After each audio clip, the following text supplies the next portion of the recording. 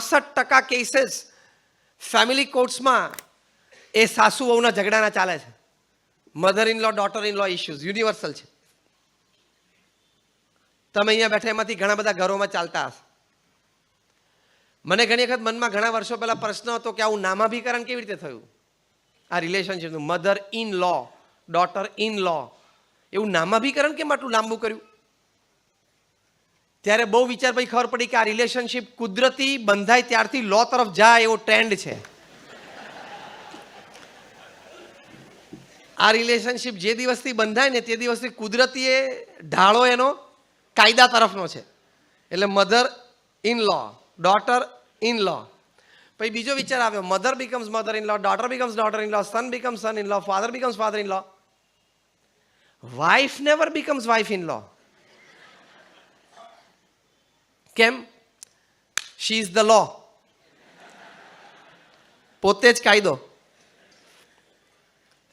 Happy life માટે સંવાદિતતા ખૂબ જરૂરી છે. અને એ પરિવારમાં વિસંવાદિતતાનું એક મોટું એપી સેન્ટર આ છે. પ્રમુખ સ્વામી મહારાજ એમના વિશાળ અનુભવ પરથી એક સરસ વાત કરતા, જે પ્રેક્ટિકલી તમારી સાથે હું શેર કરું છું. એકવાર એક વ્યક્તિ એમને 2 દીકરીના લગ્ન નક્કી થયા, ટ્વિન્સ હતા. બંનેની કંકોત્રી લઈને પ્રમુખ સ્વામી મહારાજ પાસે આવ્યા અને કહ્યું કે સ્વામી, મારી બંને દીકરીઓનું લગ્ન નક્કી થયું છે અને એક જ દિવસે એક જ માંડવે 2 જાન આવશે. અમારી માટે તો બહુ હરખનો પ્રસંગ છે અને બંને કંકોત્રી હું લઈને આવ્યો છું. આપ પ્રસાદી કરી આપો અને આશીર્વાદ આપો મને. એટલે પ્રમુખ સ્વામી મહારાજ એમના હાથમાંથી બંને કંકોત્રી લઈને ભગવાનને ધરાવી, ચાંદલો કર્યો, પુષ્પ મૂક્યા, એમને પાછી આપીને પ્રાર્થનાને આશીર્વાદ આપ્યા કે બંને દીકરીઓ સુખી થાય. પછી પ્રમુખ સ્વામી મહારાજ એમને એક સુંદર વાત કરી. પ્રમુખ સ્વામી મહારાજે કહ્યું, તમારી દીકરીને એટલી સલાહ આપજો કે બેટા, એ ઘર જે તું જાય છે એ ઘર નવું છે, ત્યાં લોકોની રહેણી કહેણી જુદી હોય. કારણ કે અત્યાર સુધી તો એને બૌદ્ધા પરિચય એમના ફિયાન્સ ને હવે એના હસબન્ડ સાથે હોય, પણ હવે ત્યાં લોકો સાથે રહેવાનું છે. ત્યાં દરેકના સ્વભાવ પ્રકૃતિ જુદા હોય, રહેણી કહેણી જુદી હોય, ઉઠક બેઠક જુદી હોય, બોલવા ચાલવાની વ્યક્ત થવાની રીતભાત જુદી હોય, આપણા ઘર કરતાં બધું જુદું હોય. તો બેટા 2 વર્ષ શાંતિથી એને જોજે, સમજજે અને શાંત રહેજે. આ પહેલી સલાહ આપજો. માણસોને ઓળખવામાં, એની સાથે કેવી રીતે ડીલ કરવું, સમય તો જોઈએ ને. અત્યારે શું છે, અત્યારે સમાજમાં આપણે કોન્ફ્લુઅન્સ જનરેશન છે કે જૂની જે જનરેશન છે 50-60 વર્ષના જે છે એ ઓછું ભણેલા છે અથવા તો મધ્યમ ભણેલા છે અથવા તો નથી પણ ભણેલા, અને નવી જનરેશન છે એકદમ એડ્યુકેટેડ છે. 25 વર્ષ પછી એવો સમય આવશે આપણા સમાજમાં કે ઘરમાં બધા જ લિટરેટ સારા હશે, પણ અત્યારે આ કોન્ફ્લુઅન્સ છે એટલે મેજર પ્રશ્ન છે. એટલે બિચારા સાસુ હોય એ 5-7 ધોરણ ભણેલા હોય, 10-12 ધોરણ ભણેલા હોય, સામાન્ય કદાચ ગ્રેજ્યુએટ, અને દીકરી છે MBA થઈને આવી ગયો એટલે પહેલે જ દિવસેથી એનું મને, કારણ કે MBA એટલે પાછું મને બધું આવડે, જો ખબર તો છે જ બધાને. એટલે પછી ત્યાં સાસરે જઈને 5મા દિવસે સજેશન કરે કે mom, you C, actually the refrigerator should be in this direction. આપણું રેફ્રિજરેટર છે ને આ ડિરેક્શનમાં આવજો. 5મા દિવસે સજેશન કરે, તું રેફ્રિજરેટર ના ફેરવીશ, તું ફરી જઈશ. બધાને આ ઘરમાં 8 વર્ષથી રેફ્રિજરેટર ડિરેક્શનમાં ફાવી ગયું છે, હવે તું ફવડાવી દે. શું કરવાનું છે તારે? રેફ્રિજરેટર નહીં ફરે, તારે ફવડાવવાનું છે. બસ આ સલાહ આપજો. તો શું હેપી અને પ્રોગ્રેસિવ લાઈફ તમારી ને બેયની રહે છે. બીજી વાત પ્રમુખ સ્વામી મહારાજે કરી કે દીકરીને કામ હોય ત્યારે મહિને 2 મહિને એકાદ વખત ફોન કરે તો બરોબર છે, બાકી તમારે પ્રેમથી દીકરીને કેવું, બેટા એ તારું ઘર છે, તું ત્યાં શાંતિથી રહે, એમાં અમે રાજી છે. નાના મોટા પ્રશ્ન તો થશે પણ શ્રદ્ધા રાખજે, ધીરજ રાખજે, થોડા વર્ષોમાં બધું સારું થઈ જાય, પણ વારે વારે અમને ફોન કરવાની જરૂર નથી. તું ત્યાં ડિગ્નિટી સાથે રહે, એમાં અમારી ઘરની શોભા, તારા ઘરની શોભા, તારી અમારી બધાની ડિગ્નિટી એમાં છે. એવી સલાહ આપવી અને કહેવાનું, બેટા થોડુંક તો સહન કરવું પડશે, નવું ઘર છે, નવી વ્યવસ્થા છે. આ તો અત્યારે રિવર્સ સલાહ આપે. શું? કંઈક થાય તો, જે તમે આપો જ છો સલાહ, ઇટ્સ રોંગ. હમણાં જ અમેરિકામાં AAA કોન્ફરન્સ, એટલે અમેરિકન એસોસિએશન ઓફ એડવોકેટ્સ, એની એક નેશનલ કોન્ફરન્સ થઈ.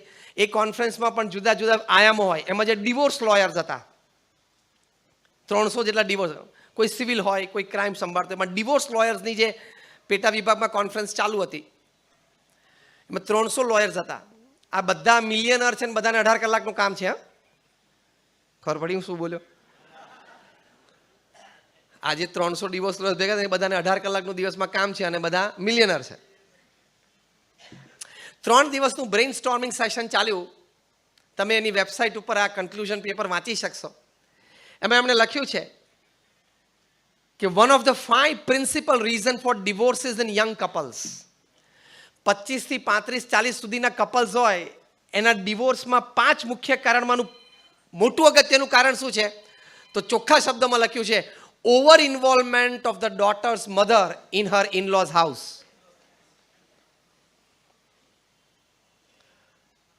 કેમ બધા સ્તબ્ધ થઈ ગયા?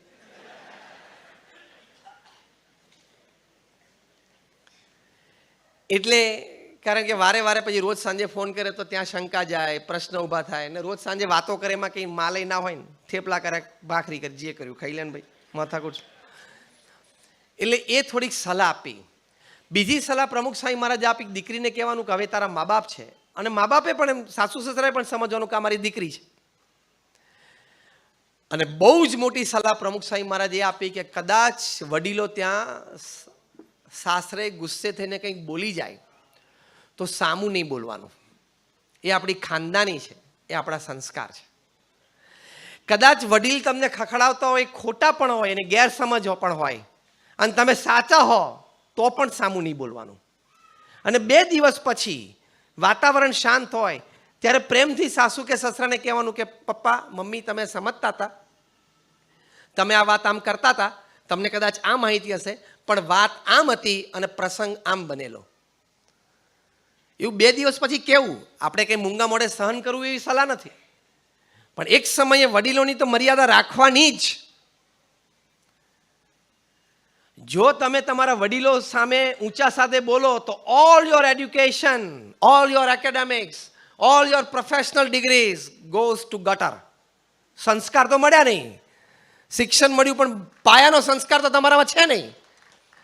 તમારી જાતને બહુ બુદ્ધિશાળી નહીં માનવાના કે આઈ એમ MBA, આઈ એમ CA, આઈ એમ CS, આઈ નો એવરીથિંગ.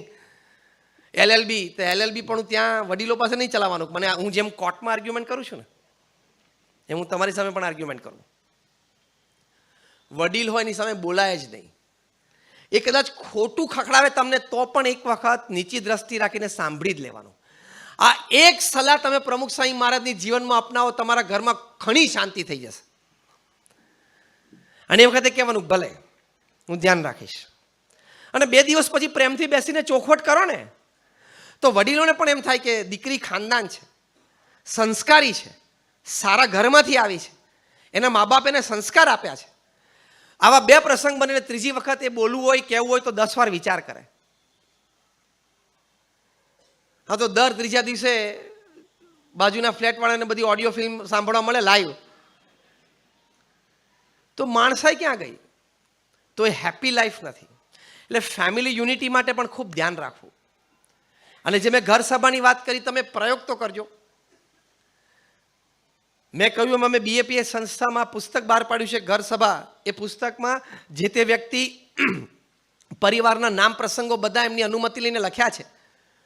કેટલા બધા પરિવારોમાં સાસુઓના વિખવાદ મટી ગયા, બાપ દીકરા વચ્ચે દીકરો બિઝનેસમાં જોડાય પછી કંઈક મતભેદ હોય એ મટી ગયા, અંદર અંદર અબોલા પ્રસંગો એ નીકળી ગયા. Everybody started living happily in the family. તો એ સંસ્કાર હેપી અને પ્રોગ્રેસિવ લાઈફ માટે ખૂબ જરૂરી છે. અને આ ઘર સભા છે, મેં કહ્યું કે પ્રથમ તમે ભગવાનનું નામ સ્મરણ 5 મિનિટ કરો, 10 મિનિટ આપણા સદગ્રંથો વાંચો. તમે એમ ન સમજતા આ કોઈ ધર્મની વાત છે, આ કોઈ રિલિજન સ્પિરિચ્યુઆલિટીની વાત છે. આ બધી જ વાતો બહુ સાયન્ટિફિકલી પ્રૂવ થઈ છે. વિષય જુદો છે એટલે હું વધારે ડેપ્થ ઉપર નથી જતો, પણ 50,000થી પણ વધારે રિસર્ચ પેપર્સ નેશનલ ઇન્ટરનેશનલ સેમિનાર્સમાં by men of science, not by men of religion, પ્રકાશિત થયા છે કે ભગવાન સાથેનો કંઈક સંબંધ તમારો હશે. પ્રાર્થના દ્વારા, નામ સ્મરણ દ્વારા, મંદિરે દર્શનથી, સંત સમાગમથી તમારા જીવનમાં ફિઝિકલ, મેન્ટલ, ઇમોશનલ કેટલા બધા લાભ થશે. હમણાં university of Philadelphia, university of Pennsylvania, doctor Andrew Newberg, doctor H.G. Koenig, એ લોકો એક બહુ સરસ એક્સપેરિમેન્ટ કર્યું. હું તમને નામ સાથે બોલું છું, you can go on Google, you can find it out. આ યુનિવર્સિટીની વેબસાઇટ ઉપર જજો, તમને આ બધું મળશે. હું તમને એબ્સોલ્યુટલી સાયન્ટિફિક અને લોજિકલ વાત કરીશ કે આપણા ધર્મની, સંસ્કૃતિની, અધ્યાત્મની, ધર્મની વાત કેટલી સાચી છે, કેટલી સારી છે. એ લોકોએ પ્રયોગ કર્યો. આખા અમેરિકામાંથી 4,000 વ્યક્તિઓને બોલાવ્યા, હજારના 4 ગ્રુપ કર્યા. પહેલું એજ ગ્રુપ હતું 4 to 12 યર્સ, બાળકો હતા. બીજું એજ ગ્રુપ હતું 12 થી 22, ટીનેજર્સ અને યંગસ્ટર્સ. ત્રીજું એજ ગ્રુપ હતું 22 થી 60, જે બૌદ્ધા આપણે અહીંયા બેઠા છીએ એજ ગ્રુપના 22 થી 60. અને ફોર્થ એજ ગ્રુપ હતું 60 to 80, retired and old age people. આ લોકો across caste, creed, religion, nationality હતા. આખું ક્રોસ સેક્શન હતું. સ્પેશિયલ સાયકોન્યુરો સોફ્ટવેર્સથી એ લોકોના માઇન્ડ મેપિંગ અને એમઆરઆઈસ થયા કે એ લોકોના શરીરમાં, બોડીમાં હાર્મોન્સનું સિક્રેશન, મૂડ્સ, થોટ્સ પ્રમાણે બધું ચેક થયું. પછી એ લોકોને કહ્યું કે તમે ભારતીય પદ્ધતિ પ્રમાણે જમીન ઉપર પલાઠી વાળીને બેસો, જે પણ ભગવાનમાં તમે માનતા હોય ભગવાનની મૂર્તિનું ધ્યાન કરીને તમે નામ સ્મરણ કરો. 12 મિનિટ 3-4 વખતે પ્રયોગ કરાવ્યો.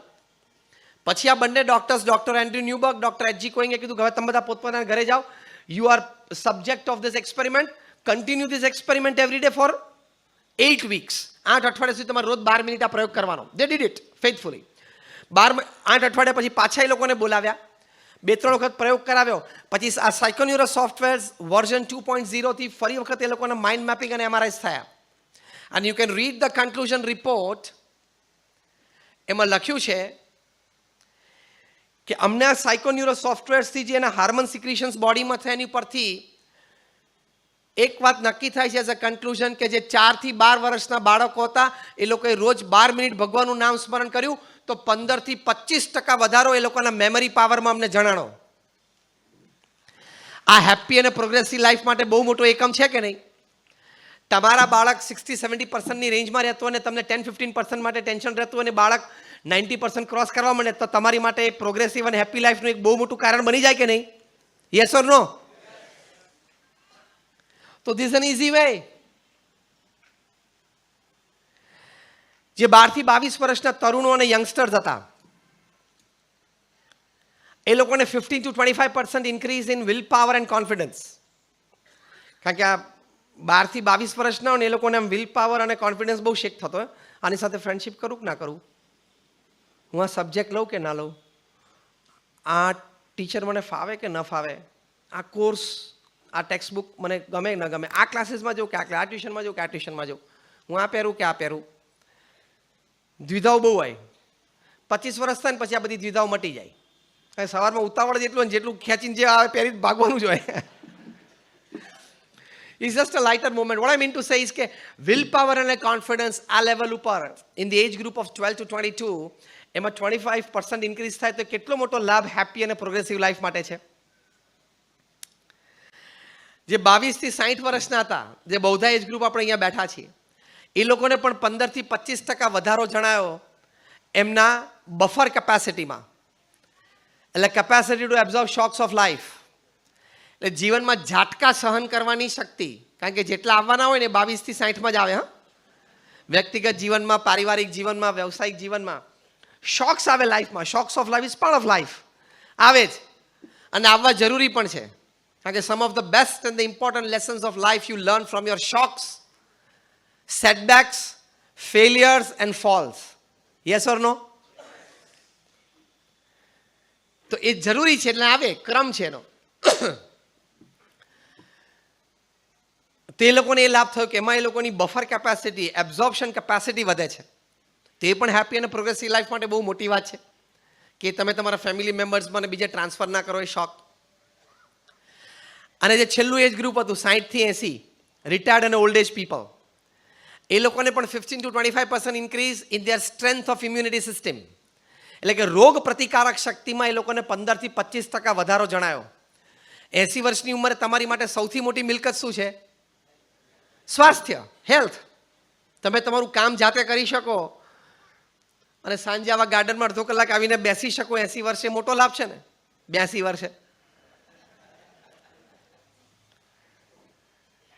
તો એ જીવનમાં બહુ જ મોટો લાભ છે. તો એ લોકોને 15 થી 25% સ્ટ્રેન્થ ઓફ ઇમ્યુન સિસ્ટમ એટલે કે રોગ પ્રતિકારક શક્તિમાં વધારો જણાયો. તો આના પરથી શું સાબિત થયું? યુનિવર્સિટી ઓફ પેન્સિલ્વેનિયા અને યુનિવર્સિટી ઓફ ફિલાડેલ્ફિયામાં સાબિત થયું by a scientific experiment, absolutely scientific, કે ભગવાનના નામ સ્મરણથી તમારી મેમરી પાવર વધે છે, તમારો વિલ પાવર વધે છે, તમારો કોન્ફિડન્સ વધે છે, તમારી બફર કેપેસિટી વધે છે અને તમારી ઇમ્યુન સિસ્ટમની તાકાત, સ્ટ્રેન્થ વધે છે. આ 5 લાભ મળતા હોય તો પણ ભગવાનનું નામ સ્મરણ કરવું જોઈએ કે ના કરવું જોઈએ? હા કે ના? ચલો સ્વર્ગની વાત ને મોક્ષની વાત ભૂલી જાઓ, પણ આ 5 લાભ માટે તો કરવું જોઈએ કે ના કરવું જોઈએ? જે કરતા હોય એને ધન્યવાદ છે, ને ના કરતા હોય કરજો. પ્રમુખ સ્વામી મહારાજનો એમનો શતાબ્દી મહોત્સવ નિમિત્તે આ હૃદય અમૃત છે કે જે પણ ભગવાનમાં તમને શ્રદ્ધા હોય એમાં તમે આ કરજો. Every aspect is scientific.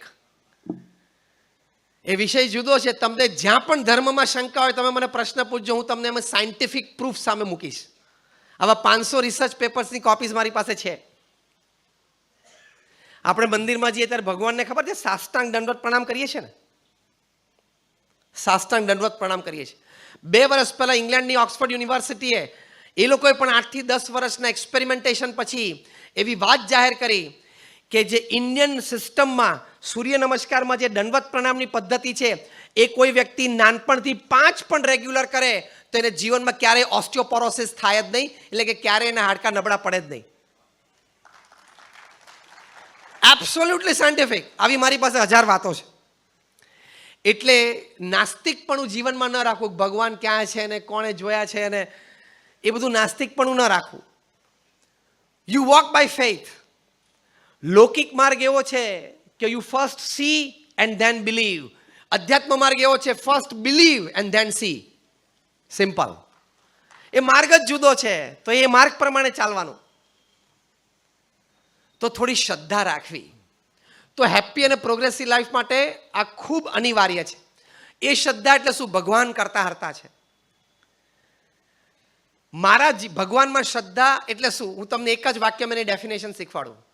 Vote is one line definition of faith in God? તો એક લાઇનમાં એની વ્યાખ્યા એ છે કે મારા જીવનમાં જે કંઈ પ્રસંગ આજ સુધી બન્યા, સારા કે નરસા, જે કંઈ બની રહ્યા છે અને જે કંઈ બનશે એ ભગવાનની ઈચ્છાથી બન્યા છે, મારા સારા માટે બન્યા છે, અને એ દ્રષ્ટિકોણને અભિગમ રાખીશ તો મારી પ્રગતિનું કારણ પણ એ જ બનશે. That is faith in God. આપણે હેપી લાઈફમાંથી કેમ ડિસ્ટર્બ થઈ ગયા છે? Why did this happen to me? ભાઈ નહોતું થવું જોઈતું, થઈ ગયું, હવે તારે શું કરવું? બોલ. Done is done. It cannot be undone even if you go to London. અને એવું નથી, હા કહેવત થોડી ખોટી છે. even it cannot be undone even if you go to London. London ગયા પણ 2-4 જણાને પાછા લાવવાના છે. પ્રક્રિયા ચાલુ છે. એટલે એવું નથી કે it cannot be undone. It can be undone even if you go to London. અને 2-4 જણાને બોલાવવાના જ છે. યુકેની સેક્રેટરીએટ, હોમ સેક્રેટરીએ સહી કરી દીધા છે એક્સ્ટ્રાડિશનના. અને હમણાં ગઈકાલે એક જણાને થોડું એક્સટેન્શન થયું કસ્ટડીમાં, જ્યુડિશિયલ પ્રોબમાં. એ આવશે ને મોઢું ખોલશે એટલે એની તકલીફ, ને બીજા 2-4 જણાની તકલીફ પડશે.